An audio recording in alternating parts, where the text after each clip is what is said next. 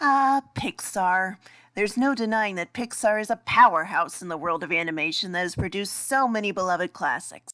With the release of Incredibles 2 a couple of months ago, Pixar has now released 20 feature films, so I thought it would be fun to celebrate this milestone by ranking them all from worst to best in this special two-part video. Before we get started, a few disclaimers. First off, this should be obvious, but since some people on the internet have a hard time understanding the concept of different opinions, remember, this is my personal ranking and no one else's. If you disagree, fine, you're free to make your own ranking. Second, keep in mind that there is no such thing as a bad Pixar movie. Even the ones near the bottom are only bad by Pixar standards, and let's face it, Pixar raises the bar really high. Third, this is how I rank them at this point in my life. In another few years, the order may change. Who knows? Also, I might want to review some of these movies at some point in the future, so my descriptions will be short. Alright, I think that's it. Let's get started.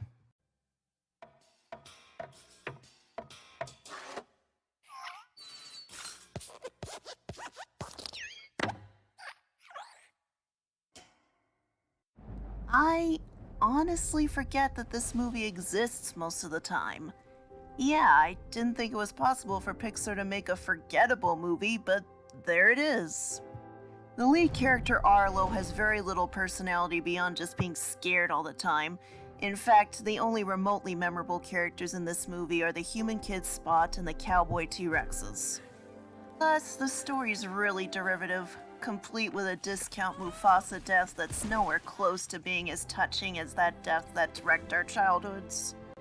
The concept of the asteroid missing Earth and dinosaurs becoming the dominant species instead of humans has loads of potential, but the movie doesn't really take advantage of it. In fact, it almost feels like just an excuse for a dinosaur and a human to be together. I mean, it's not technically a bad movie, but it has nothing that stays with me after watching it.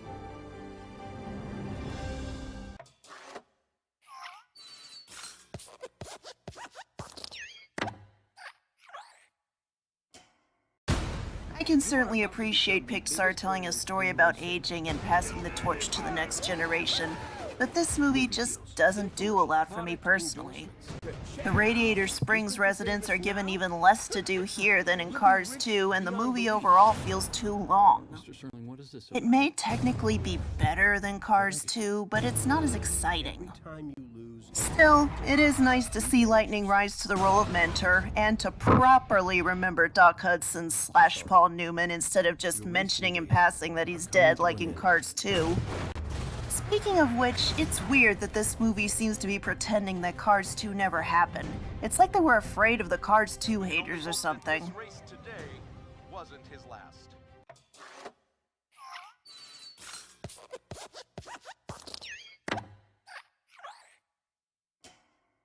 I'm sure people are already wanting to yell at me for not putting this movie dead last, but just hear me out, okay?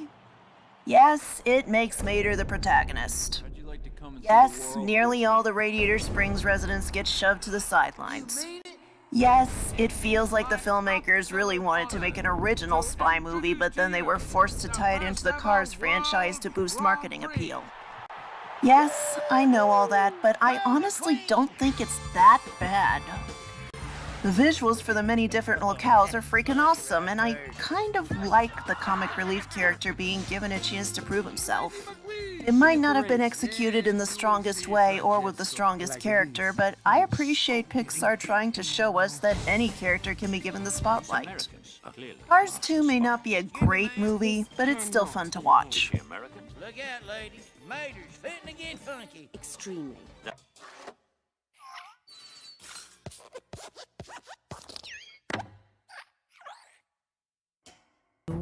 The trailers for this movie looked freaking awesome, but they didn't tell us anything about the movie's actual plot, which turned out to be a ripoff of Brother Bear.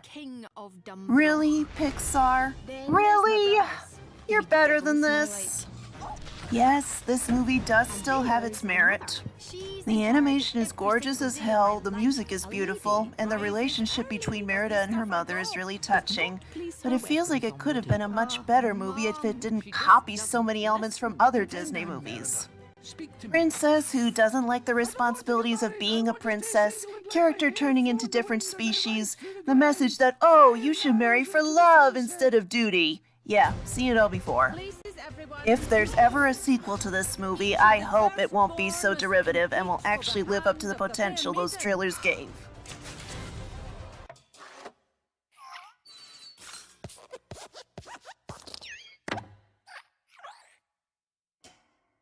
Let's face it, no one was asking for a movie about Sully and Mike going to college, so my expectations were really low when I first saw this movie, but surprisingly, it's actually much better than I thought it would be.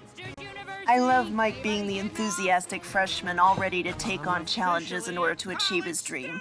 In fact, he reminds me a lot of me when I was a college freshman. It's also fun to see the friendship between him and Sully developing, even though it completely contradicts with the first movie, but never mind. The other members of their fraternity are really charming characters, and Dean Hardscrabble is freaking awesome. However, I most appreciate this movie for being honest. Kids get told over and over that if they believe in themselves, they can do anything, when in reality, that's not usually the case. It's nice to see a family movie actually acknowledge that for once. James B. Sullivan. Mike was out.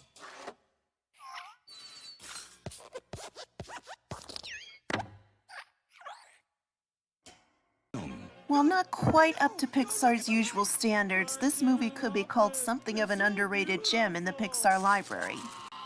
It may not make people cry, but the characters are still real and appealing, and the humor is a lot of fun.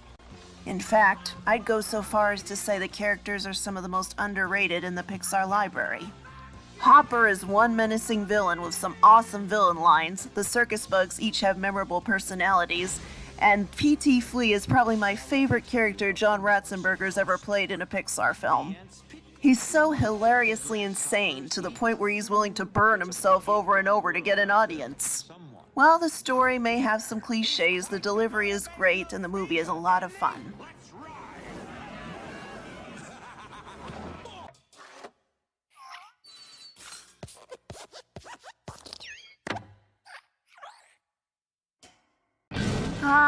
The start of a cash cow. Sure, the franchise might have a pretty bad reputation nowadays. And no, the idea of a universe populated by sentient vehicles is not original, but the first Cars is actually pretty good. Much like the circus bugs in A Bug's Life, every citizen of Radiator Springs is memorable and lovable, which makes me sad that their roles got reduced in the sequels. Lightning has a nice character arc, and the movie has a good message about slowing down and enjoying life. It's actually sad that this movie became synonymous with Pixar selling themselves out, because it is a good movie. It really is.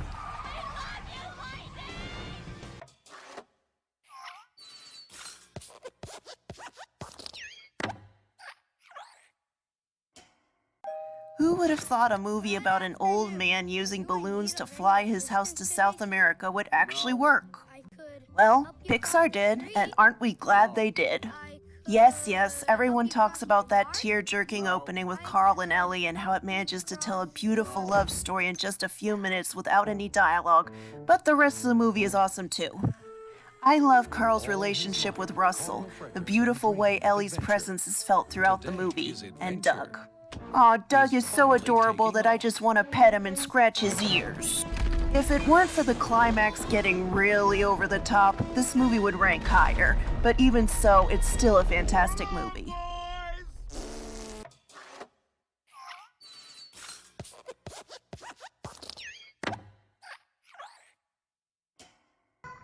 This is another movie that probably no one was asking for, but once again, Pixar managed to surprise me. Dory manages to step into the spotlight with it feeling natural, not forced. I especially love how this movie actually deals with her memory problems. In the first movie, her short-term memory loss was played mostly for laughs, with a few sad moments stuck in, but this movie actually explores what it would be like to not be able to trust your own memory. Imagine being afraid to go anywhere unaccompanied because you might forget what you're doing. It's actually a horrifying idea when you really think about it. Plus, the marine park is just beautiful. I'd totally go there. And Baby Dory, cutest little fish ever! Dude.